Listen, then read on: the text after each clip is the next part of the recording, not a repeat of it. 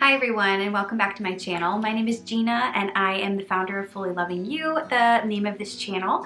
I am an integrative nutrition health coach as well as a self-love and perfectionism coach, and I am here to talk about my second time around postpartum experience, as well as a short version of my birth story and 3 things that I have learned from having babies. I was hoping to combine all 3 of these topics together into one video to create kind of like an all-inclusive postpartum motherhood experience in one video. So if this is something you like, especially around the topics of self-love and perfectionism, make sure to like and subscribe to this channel. I love creating content like this for real women to showcase that we are all just doing our best and we are all struggling with things like body image, self-love, keeping it real around here. So I love to create authentic content for you. That way you can see that there are other women just like you making this content very relatable. Couple of disclaimers. I am doing this around nap time, so hopefully my son will not wake up. He's pretty good about nap time, but my daughter is right beside me and she is now 4 months. She'll be making an appearance in just a few minutes. She is hiccuping, so if you hear anything, that is her. You like listening to mommy talk? Yeah. I love you. So I tried to narrow down this video into 3 kind of topics of things that I have learned and things that I have really worked on in myself from having babies, being pregnant, my birth, to the postpartum period. It is such a journey for every woman, and for every woman it's very different. So I just want to share what it was like for me in a very just concise way that makes sense for my business and makes sense for what I like to coach women on, which is perfectionism. The first topic is around the body image topic. So number 1, the thing that I have really been just in awe of is the female body. So I did a lot of research before I had my first child, my son, about hormones, about the female body, about being pregnant, and about, you know, what our bodies could do. And so I felt really empowered going into my first pregnancy.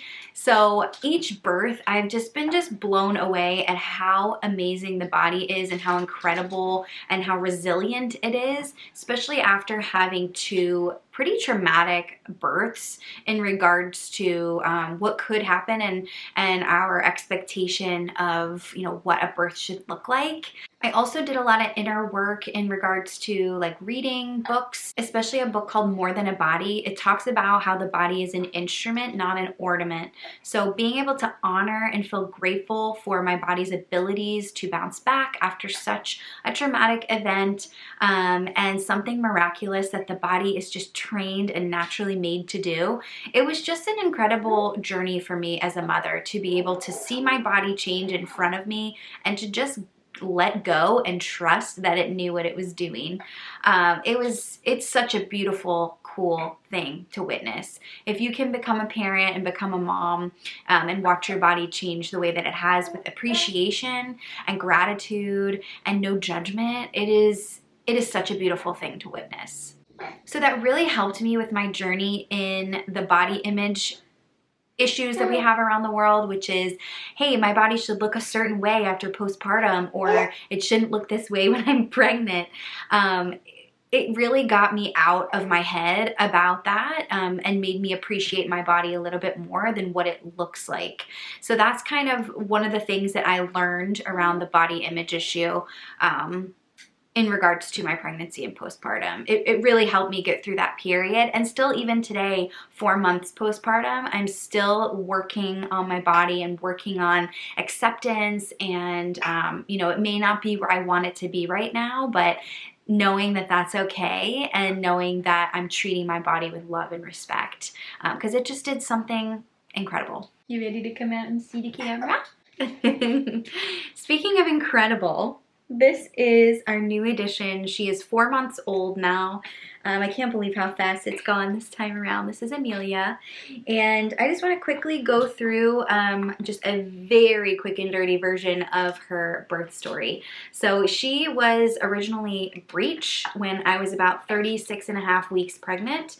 So I had to do a few methods that I had never done before. So I did some acupuncture for trying to flip her, as well as what's called a moxie stick, and it's like a charcoal or like stick that you burn that you put near an acupressure point. So we tried that. We did some chiropractic work, as well as scheduled an ECV, which is a manual flip. She ended up flipping at that ECV at the hospital, which was quite a traumatic experience for me. I'm not gonna lie, very scary and really crazy. But I wanted to try everything that I could to flip her, and she ended up flipping. So I don't know if it was the ECV alone or if it was a combination of everything, but that ended up working around 37 weeks, and she ended up being head down. And the rest of the story is pretty much equivalent to what happened to with my son. If you are not familiar with my last birth story, make sure to click the link above to see that or listen to that. It was quite a traumatic experience for me, being a first-time mama, first time having a birth, and it did not go the way that I expected it to. So I do have a couple of videos around that, plan versus birth story, and my healing around that. But it was pretty much exactly the same. And you know what's crazy is I feel like my mental state was much better, and I was able to really accept what was happening with just grace and understanding. Right, darling? Because you're here anyway. So again, my water broke early. My husband was out of town for her birth, which was very different. He was in town for my son's birth, so I really depended on heavily with my friend who was in the labor and delivery with me the entire time, which was amazing, right? So she came over right away. It was in the middle of the night, thank God. So we kind of slept through the night, which was great. Woke up the next morning. We dealt with my son, got him breakfast, and he went over to their house to be watched while I was in labor. So I labored at home for a few hours. Once she left to go take my son to where he needed to go, I did the miles circuit for a while, checked to see if I was progressing any more after that.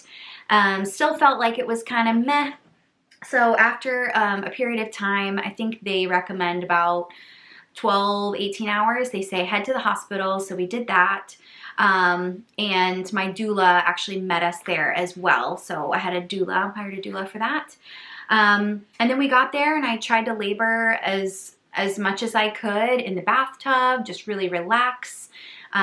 Did my best, and they checked me, and I was still only at 1 centimeter. That was incredibly disappointing for me, especially actually having my water break again for the second time early and not progressing hardly at all was really, really devastating for me in the moment. So I opted in for the Pitocin to further along the contractions, and this Pitocin was different. I accepted this Pitocin earlier than my last pregnancy, my last birth. So it escalated a lot quicker, which made the contractions a lot more painful, which I really didn't experience before. I was laboring for a long time in my last birth without any Pitocin, and I felt like it was still pretty bearable. It was hurting, obviously, and I was further along. But the Pitocin really just like amps up the contractions and makes them really, really intense over a short period of time. So that was really difficult for me. So I opted for the epidural because of it. It was incredibly excruciatingly painful. And come to find out further down the line, my doula said that's actually abnormal. Your contractions are not supposed to be that quick. They're not supposed to escalate that quickly. So that's probably why they were so painful. So I opted for the epidural, and then I pushed for about 3 hours. So we ended up getting to about 9 centimeters, almost 10 centimeters with her. She was facing upward, so they did try to flip her manually with their hand. That was unsuccessful. So she was in a weird position, of course. And I just pushed and pushed and pushed and pushed and pushed, which felt like forever.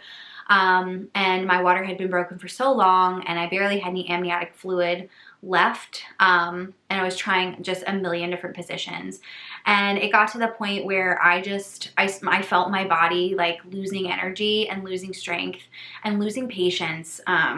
And I started to think to myself, this is not worth it. This is not worth it to me. I am doing everything I can.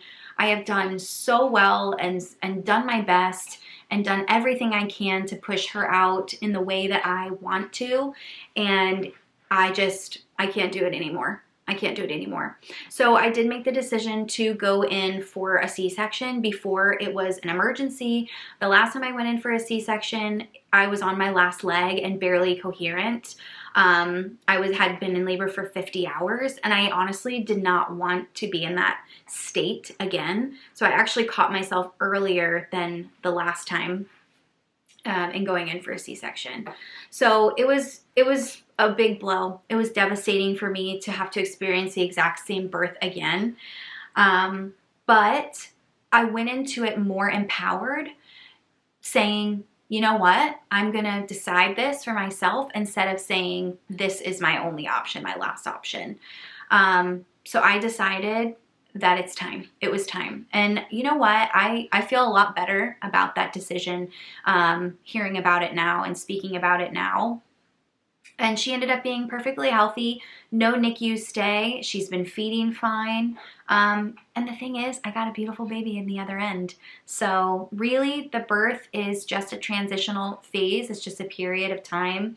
But it's incredible what the body can do and how resilient my body has bounced back, even after such trauma with my births, both of them. So I am very grateful for this little human that came out of me.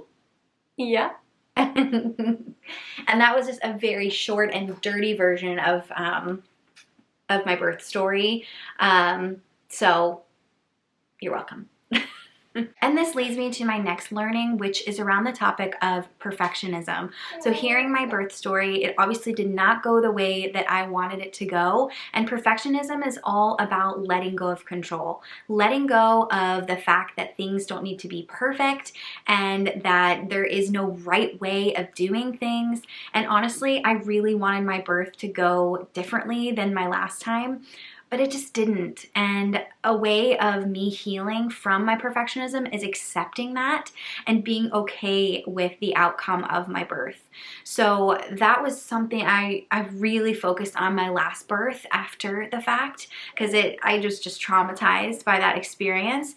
But I really felt empowered to maybe make this birth go differently, but if it didn't, I was gonna be okay with it.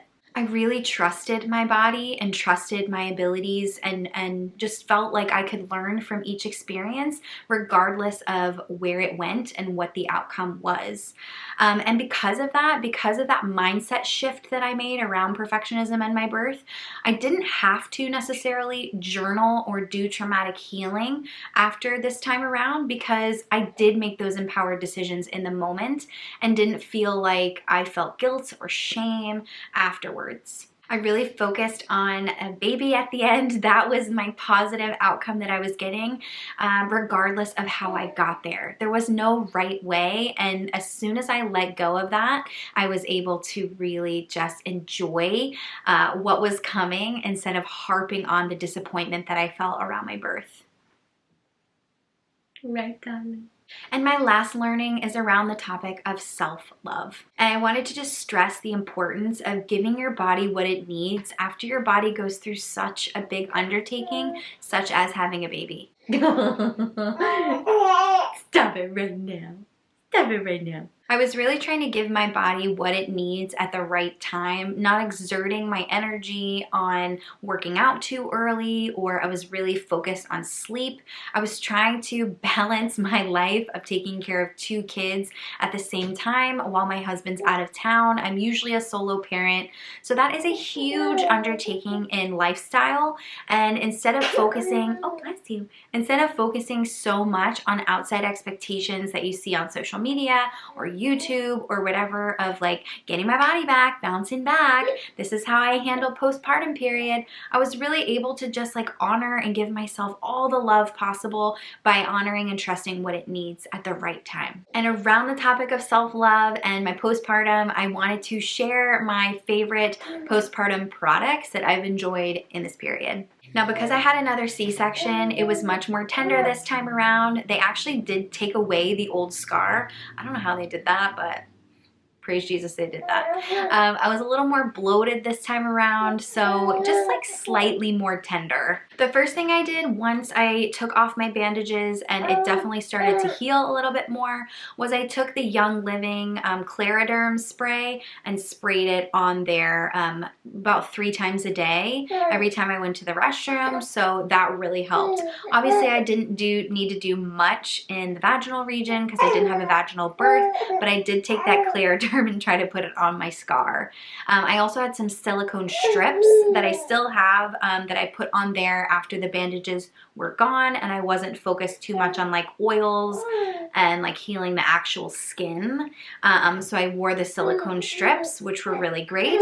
I also had a harness, one of those like C-section like corset type things that I wore sometimes just to take down the bloat and feel a little bit more supported when I had her in the wrap or when I was holding her. Definitely felt like my core strength had really just gone out the window. And then finally, when I felt like my scar was healing and I was able to do a little bit more touching and desensitizing down there, I just started to add in every night some massage in that area.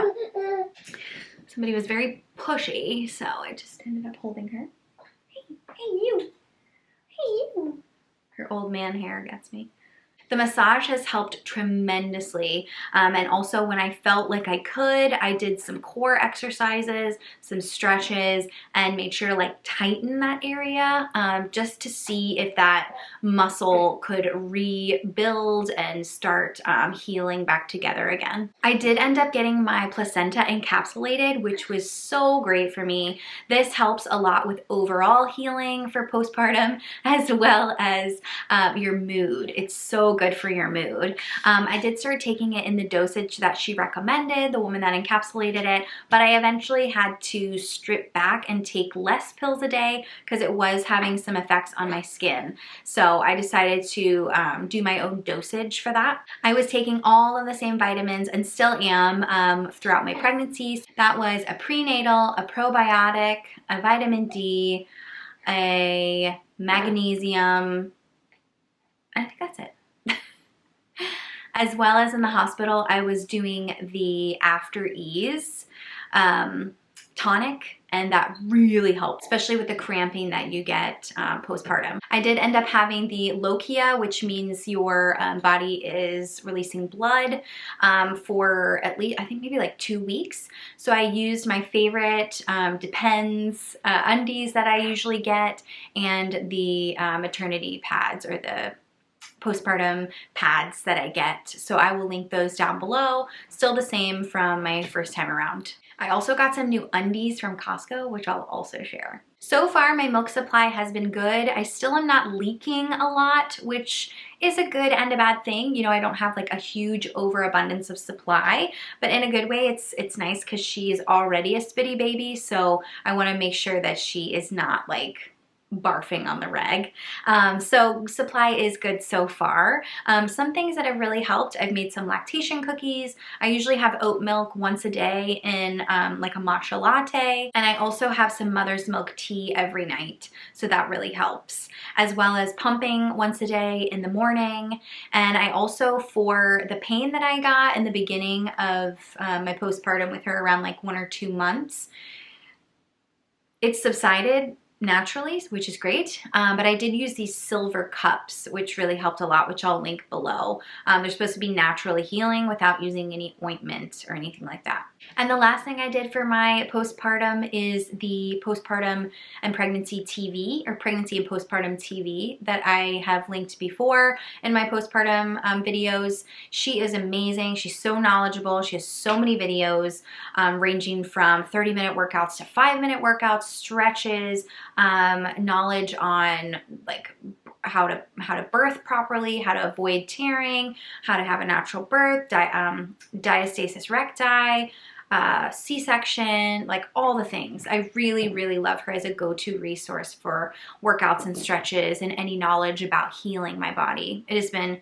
such a good resource to have. And that is pretty much it for this video. I just want to reiterate and summarize the 3 things that I have learned from being pregnant, birthing babies, and into my postpartum period around the topic of body image, really honoring and just respecting the body and its abilities, not viewing it as just an ornament, but an instrument. The second thing I learned was around perfectionism, letting go of controlling things, especially birth, which is so unpredictable, and you get a beautiful outcome on the other side anyway. So just letting go of that need to control everything. And the third thing was honoring and respecting my body around self-love and giving it what it needs at the right time and what I need, not what others expect of me.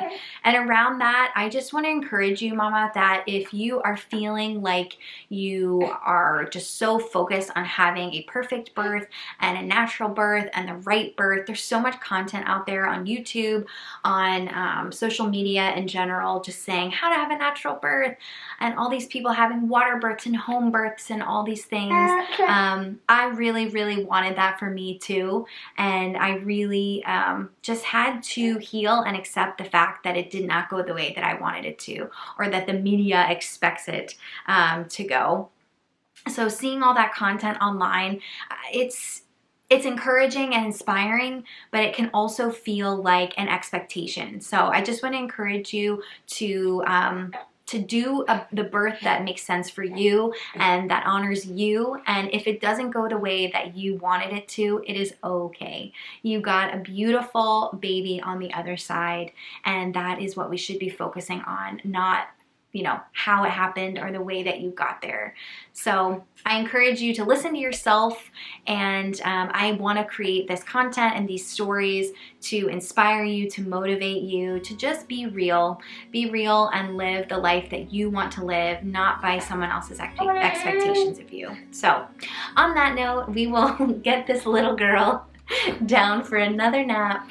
And if you like this video, make sure to like and subscribe. I love creating these sit down videos with you. I also have some day in the life videos that I love sharing, and I know you guys like watching them. I also do some like eating videos. I am an integrative nutrition health coach, so I do love nutrition and food in general. So if that's something you like to see, please let me know. And on that note, I will see you in the next video. Bye!